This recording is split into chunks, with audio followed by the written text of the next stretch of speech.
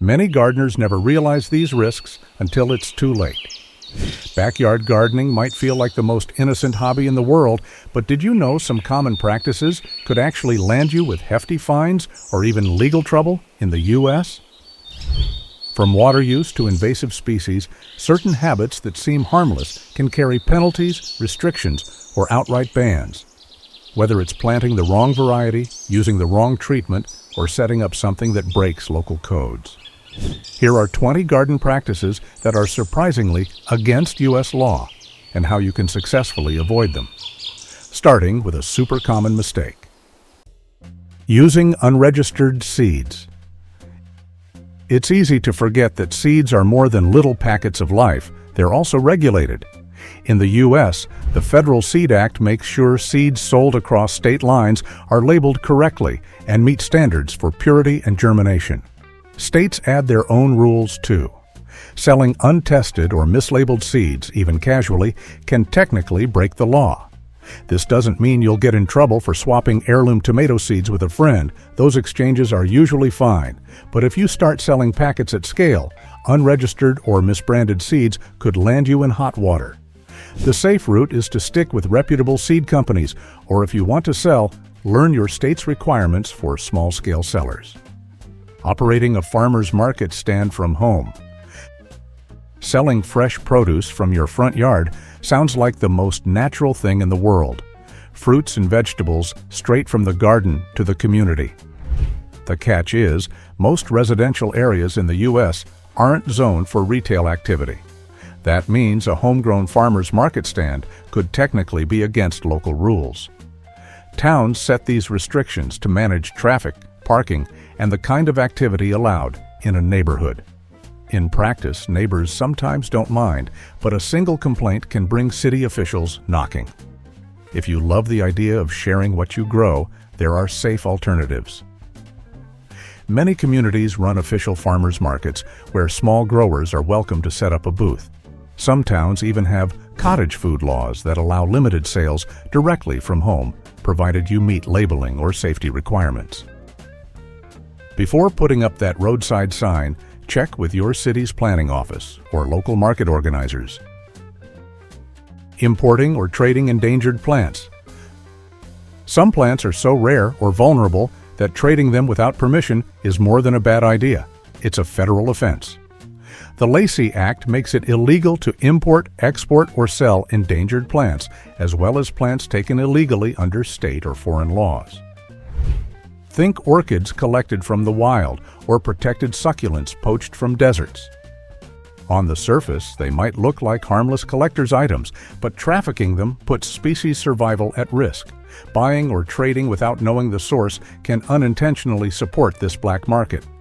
The safer and smarter choice is to only purchase rare plants from nurseries that are certified to propagate them legally. Many do, and these plants often come with paperwork confirming their legal status. If you're ever tempted by a too good to be true offer online, it probably is. Building a greenhouse, hoop house, or shed without a permit. A new shed or greenhouse can feel like a dream project, extra space for tools, or a warm spot for seedlings. But here's what many gardeners miss. Towns often treat these as small buildings. That means once they're anchored down or tied into water or electricity, you might need a permit. Without one, inspectors can fine you or even order it taken down. And if you ever sell your home, unpermitted work can come back to bite you. The rules don't always apply to smaller setups. Lightweight hoop houses or portable sheds often fall below the threshold and can be moved if needed. Installing irrigation systems that waste water. Irrigation is meant to make life easier, but the wrong setup can quietly cause more harm than good. Sprinklers that overshoot onto sidewalks or run in the middle of a hot day lose more water to the air than they give to the soil. In some states, wasting water this way can even break local rules. Beyond legality, it's tough on your garden too. Shallow watering encourages weak roots, and soggy leaves open the door to disease. The good news is that smart irrigation feels just as simple. Drip lines or soaker hoses deliver water slowly at ground level, right where plants need it. Add mulch on top and you'll hold in that moisture much longer. Early morning watering helps every drop soak in instead of vanish in the sun. With a few changes, you save money, protect the environment, and keep plants healthier. Collecting native plants or wildflowers. Spotting a patch of wildflowers on a walk can be irresistible. They look so perfect, you want them in your own garden. But taking them from protected land isn't just frowned upon, it's often illegal. Even when it's not, removing native plants leaves fewer seeds for pollinators, less food for wildlife, and weakens the very beauty you admired in the first place. What feels like a souvenir can actually chip away at a fragile ecosystem. The better path is to seek out native plants from nurseries that grow them responsibly. These will thrive in your soil, support pollinators, and give your garden that same wild charm without depleting nature. Many communities even have native plant sales or swaps that encourage gardeners to share them legally. So instead of removing life from where it belongs, you're helping it multiply where it can be enjoyed safely. Creating ponds or water features. A backyard pond sounds peaceful: koi fish, water lilies, maybe even frogs. But water features aren't just decorative. They can change drainage, affect groundwater, and even impact local wetlands. In some regions, creating a pond requires permits, especially if it's large or close to protected waterways. Beyond the legal side, there's also safety. Unfenced ponds can pose risks for children or pets, and standing water that isn't well maintained can attract mosquitoes. That's why many towns have regulations about placement, fencing, or maintenance. The good news is, you don't need a full pond to bring water into the garden. A half-barrel water feature or small container with aquatic plants gives the same charm without the red tape. And if you do go bigger, check with your local planning or building office first. With a little foresight, you can enjoy the calm of water without the risk. Exceeding fence or trellis height limits. Every gardener loves a tall trellis covered in beans or a fence draped in roses. But cities often have clear height limits, usually around 6 feet for backyard fences and much less in the front yard. Build taller without checking, and you could be asked to cut it down or apply retroactively for a permit. The reason isn't to spoil your fun, it's about sight lines for traffic, neighbor disputes, and consistent neighborhood design. In some areas, trellises are counted as part of the fence height, even if they're mostly open. That's easy to overlook until an inspector calls it out. If you're dreaming of climbing vines, there are workarounds. Freestanding garden arches or obelisks often don't fall under fence regulations since they're considered temporary structures. Planting tall sunflowers or hollyhocks gives you the vertical feel too, without involving permits at all. The key is knowing your limits before you build. Planting too close to sidewalks or roads. It feels harmless to let shrubs spill toward the curb or line the edge of the sidewalk with tall flowers. But plants that block sight lines at driveways or intersections can quickly turn into a safety hazard. Drivers rely on clear views to see pedestrians, cyclists, or other cars, and overgrown greenery can make that impossible. Many towns have ordinances requiring a certain clear zone near curbs or corners for exactly this reason. Even if it's not strictly illegal in your area, it can invite complaints from neighbors, or worse, a preventable accident. The good news is you don't need to sacrifice beauty. Choose low-growing plants near walkways and roads, and keep taller shrubs and trees set back. Regular trimming makes sure pathways stay open for everyone. If you love big, bold blooms, plant them deeper into the yard where they won't block sight lines. Allowing branches to overhang. Fruit trees and climbing vines often don't respect property lines, and that's where problems start. A branch full of apples might look inviting, but if it's hanging into your neighbor's yard, it can be considered an encroachment. In U.S. law, property owners generally have the right to cut back overhanging branches to the line, and disputes over fallen fruit or messy leaves are common. It's not usually about the law, it's about keeping good relationships intact. A little maintenance goes a long way. Pruning regularly keeps plants tidy and prevents them from shading or dropping debris where they shouldn't. If you know a tree will get large, plant it far enough from the boundary to give it space to spread without crossing lines. And if a vine is eager to climb, give it a sturdy trellis well inside your yard. Attracting wildlife with feeders. Feeding birds or planting to draw in wildlife feels generous, like you're giving back to nature, but not all wildlife interactions are positive. In some towns, putting out food for deer, raccoons, or even certain birds is restricted because it can spread disease or create dangerous overpopulation. Even without official rules, feeding the wrong animals can lead to big problems: raccoons tearing through trash, deer destroying crops, or rats moving in where seed is spilled. If you want to invite nature in safely, focus on habitat over handouts. Native plants, berry-producing shrubs, and pollinator-friendly flowers bring in birds and butterflies naturally, without the risks of concentrated feeding spots. Bird feeders can still work if you keep them clean and choose seeds that don't scatter easily. Keeping outdoor water barrels without mosquito control.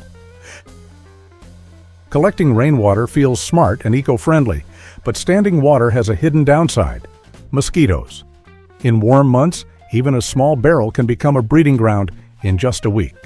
Many counties with mosquito control programs take this seriously, especially in areas where West Nile virus or other diseases are a concern. Even if no one finds you, it's a bad practice that can turn your garden into a neighborhood nuisance. The fix doesn't mean giving up rainwater collection. Simply cover barrels with a tight-fitting lid or fine mesh screen and empty smaller containers often. Adding mosquito dunks made from safe bacteria can kill larvae without harming plants or pets. By staying on top of it, you'll keep the benefits of free water for your garden without the buzz and bites that come from neglect. Planting tall crops that shade a neighbor's garden or yard.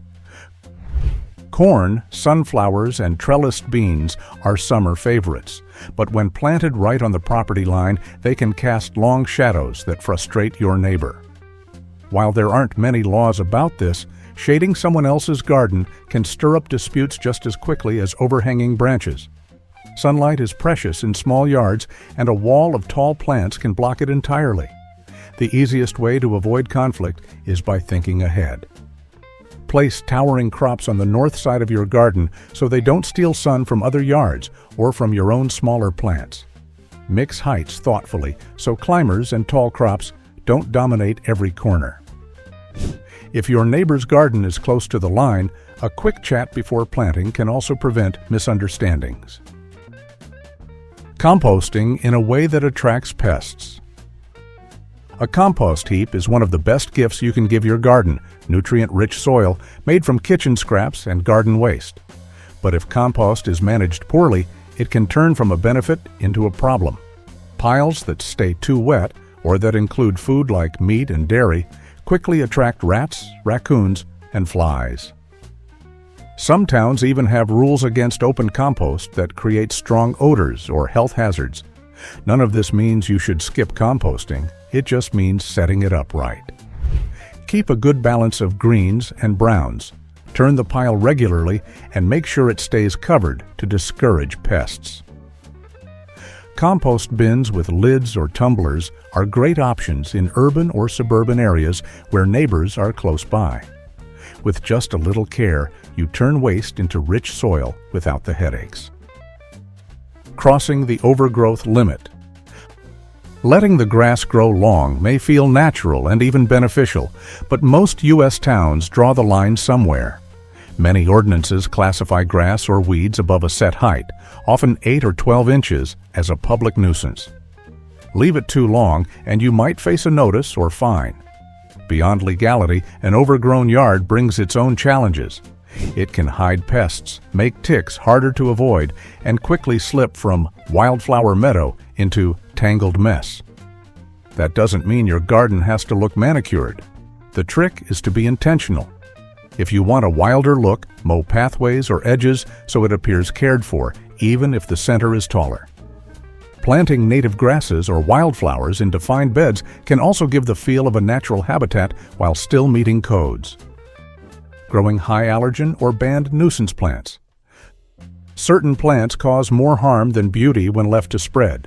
Ragweed, for example, is notorious for triggering seasonal allergies, while invasive giants like hogweed can even burn skin on contact. In many states, landowners are required to remove listed noxious weeds, and failure to do so can result in citations. Even when not illegal, planting species known for aggressive spreading or high pollen can make your garden unpopular with neighbors. A better choice is to swap troublemakers for pollinator-friendly natives. Instead of ragweed, goldenrod offers bright blooms without the heavy allergens. Instead of invasive hogweed, try native cow parsnip or angelica. By choosing responsibly, you'll still enjoy a lush and interesting garden, but one that supports health and ecology rather than harming it. Using bright outdoor grow lights at night? There's a certain comfort in keeping the garden lit after dark, especially if you're tending seedlings indoors or working with grow lights. But intense, unshielded lighting outdoors can quickly become a nuisance. Neighbors may lose sleep from glare through windows, and in some communities, light pollution is regulated by ordinance. Even where it's not illegal, blasting high-powered lights all night wastes energy and can disrupt wildlife that relies on natural darkness. Fortunately, it's easy to enjoy light responsibly. Use shields or hoods to direct beams only where needed, set timers so lights switch off after a few hours, and consider warmer bulbs that don't shine as harshly. Indoors, reflective surfaces can help plants get plenty of brightness without increasing wattage. By managing lighting thoughtfully, you create a healthier environment for plants and people alike. Planting invasive species. Some plants grow so fast and spread so aggressively that they've made it onto official banned lists. Bamboo, kudzu, and purple leucostrife are classic examples. Once planted, they overtake gardens, creep into neighbors' yards, and choke out local plants. In some U.S. towns, ordinances specifically prohibit their sale or planting, with fines for noncompliance. Even when not legally restricted, they're still a nightmare to control. Bamboo sends runners deep underground, popping up meters away from where you planted it. Kudzu can smother entire trees in a single season. The safer path is to choose well-behaved alternatives that give you the same look without the chaos. Clumping bamboo varieties, for example, stay put, while native vines can give lush coverage without damaging structures. When you avoid invasives, you're protecting your garden and the wider landscape from long-term harm. Storing piles of mulch too close to property lines. Big piles of mulch or soil seem harmless, just a staging area until you spread it out. But left uncovered, they can wash into storm drains, erode onto neighboring yards, or attract pests. Some towns treat this as a code issue, especially if runoff reaches public areas. Even when no ordinance applies, the mess can sour neighborly goodwill fast. Mulch piles close to fences also invite termites or rodents, problems no one wants. The fix is straightforward. Store piles well inside your property, cover them with a tarp to keep them dry, and use them quickly rather than letting them sit for months. If you're composting, consider bins or tumblers that contain the material neatly. These not only reduce pests and odors, but also speed up the breakdown process. Keeping bulk materials tidy isn't just about appearances. It protects your soil, your neighbor's space, and your own peace of mind. Building raised beds or retaining walls. Raised beds are a gardener's best friend, but when they're large or built against property lines, they can unintentionally cause trouble. Soil piled high against a fence or poorly designed retaining walls may push water into your neighbor's yard or change how rain drains across the property. In many cities, major retaining walls or landscaping that alters drainage requires a permit. Even if rules don't apply, it's still worth thinking about the impact. Poor drainage can lead to soggy lawns, cracked foundations, or erosion you didn't plan for. The simple solution is to build with care.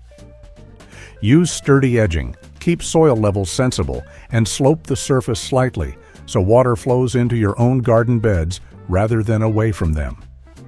If you're planning something big, a quick check with the local office avoids headaches later.